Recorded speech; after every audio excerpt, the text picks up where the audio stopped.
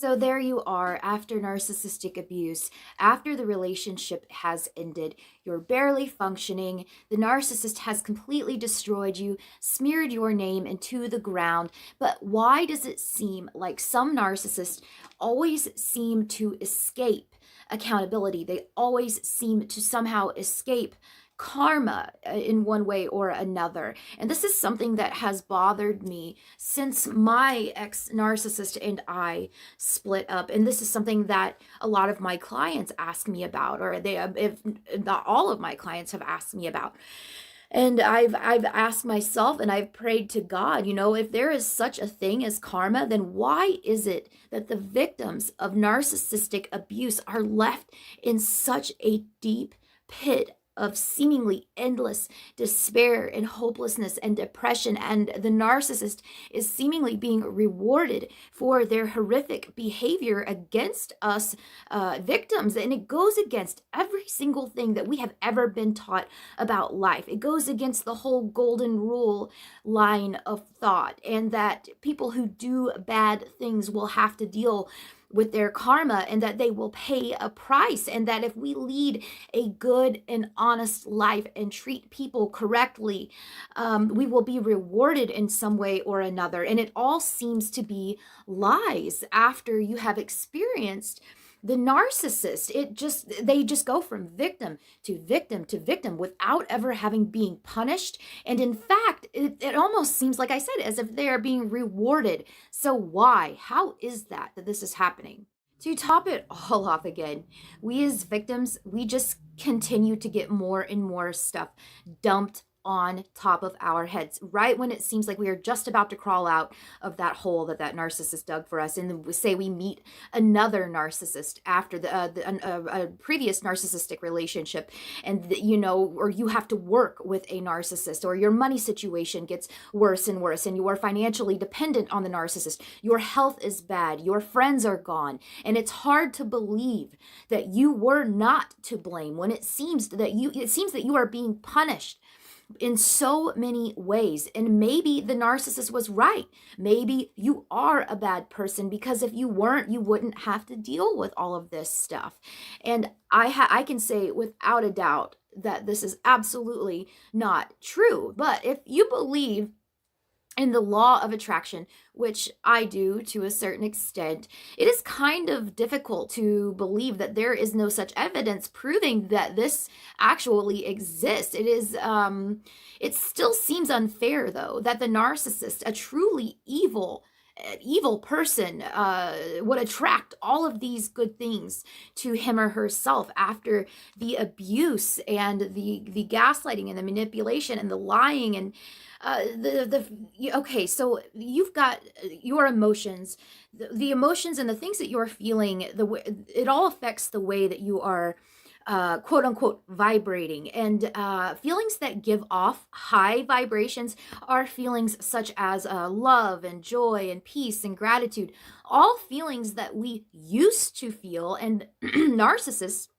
as we all know, are attracted to people who exude these feelings in abundance, because these people tend to vibrate at a higher level and be more forgiving, and to see the good in others and love more deeply. So there are feelings and emotions that give off lower vibrations, and those are feelings of shame, feelings of guilt, feelings of doubt, and feelings of anger and fear and jealousy. And when the victim is left with these feelings after months and sometimes even years or decades of abuse, and being told that they are to blame, even society pointing the finger at the victim, saying that we are to blame. We are blaming ourselves, and we are at the lowest of low by the time the narcissist is done with us. And by a show of hands, how many of you have felt and do feel completely drained, like you are not yourself, like you'll never be yourself again, like you are a shell of the person that you once were, and that the narcissist basically took all of the joy from your life? Are you seeing where I'm going with this? I hope. It is easy to see why the victim of narcissistic abuse is receiving all of this crap, because we are not we're not vibrating at the higher level that we once were. We are down on the narcissist level, or where the narcissist once was, and we've kind of swapped energetic roles, as the narcissists are famously known for being energetic vampires. So how does somebody so evil and so conniving manage to vibrate at a higher level emotion? They don't even really feel love. They're not capable of feeling joy or gratitude. So wait a minute. We are once again viewing this from the perspective of an empath or a neurotypical person. And from our perspective, the way it should be is not the way it is in a narcissist world. So you have to kind of think about how the narcissist mind works. Once the narcissist begins to sabotage your self-esteem and instill that self-doubt, and you end up in that never-ending cycle of negativity and low vibrations. And you can see how easily this will happen. So this will explain how the victim, this explains the victim, what's going on in the victim's life. But what about the narcissist? How can they reap so many good things in their life after the horrible things that they've done to us? And the key is, just like the victim is a good person who has been taught to feel insecure and unworthy by the narcissist does not believe that he or she is bad. He or she does not fear anyone, nor are they ashamed. Do they feel guilty, or are they angry? Well, they are angry, but they blame their anger on somebody else. It's never their fault, if you get what I'm saying.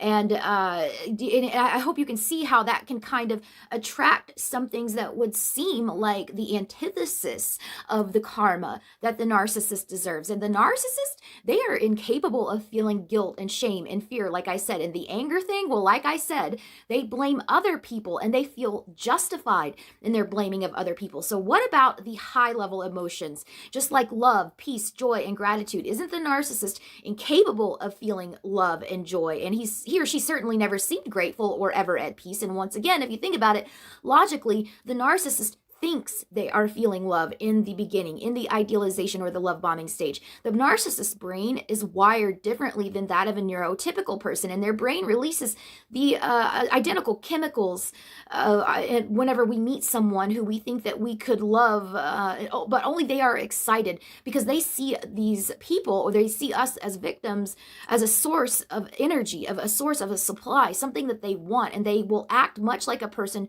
who is in love, but what they are drawn to is the prospect of being able to suck in another prey, another piece of another animal, basically, and bleed them dry. And it is intoxicating to the narcissist and to the normal person, to the neurotypical person, to the victim of narcissistic abuse. Just like when we are falling in love, we tend to project our best selves, and so does the narcissist. But the narcissist's goal is to bleed us dry, and ours is to prove that we are worthy of that narcissist love. So once they have us hooked, the thrill and the roller coaster begins, and then the thrill wears off, and then the narcissist pulls away, and we try harder, and they need a new challenge, and we become more committed to the relationship, and we no longer provide the ego boost that we once provided. We are no longer a challenge to the narcissist. They have essentially killed us in the sense of prey. But when they meet a new source of, or a perspective, new source of supply, once again, those chemicals are released into that narcissist's brain, and they actually think that they are in love over and over and over. They think that they've met the one over and over and over, and they're energized over and over and over by the thrill of the kill. And they go off sending these temporarily high vibrations and while leaving us in the dust, depleted, and sending off low vibrations. So this is why the narcissist will keep coming back, in a sense. If the new source of supply is not as strong energetically as we are, and we start to recover more quickly than they expected, and we are vibrating at a higher level, once again, our narcissistic supply becomes different, and they are drawn back to us once again, because they have something that we have something that these energetic vampires are able to feed off of. And the narcissist is such an anomaly that even the law of attraction can be fooled by these narcissists, as they are handicapped, incomplete, and an absolute screw up in nature in many in many senses, and it's very difficult to make sense of what narcissists do and what they say, and it will never make sense to you.